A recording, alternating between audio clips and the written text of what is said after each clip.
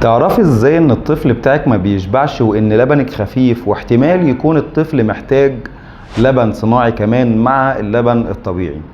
هل ده بنعرفه عن طريق ان الطفل دايما بيعيط يا دكتور فبيطلب فلما بنرضعه فبيسكت فكده هو جعان، ولا عشان بيقعد يحرك بقه كتير ويقعد يمسك في هدومه ومش عارف يمصمص في اي حاجه فكده معناه ان هو جعان ومش بيشبع فدايما يعني الطفل مش شبعان؟ الكلام ده طبعا غلط. ما هو كل الاطفال بتعيط وكل الاطفال لازم تحرك بقها، فلو الحركات دي هي اللي دخل على حسها لبن صناعي يبقى كل الاطفال لازم تاخد لبن صناعي. امال هنعرف منين ان الطفل ما بيشبعش وان لبن الام فيه مشكله ومش كافي؟ كلمه واحده فقط لا غير: الميزان.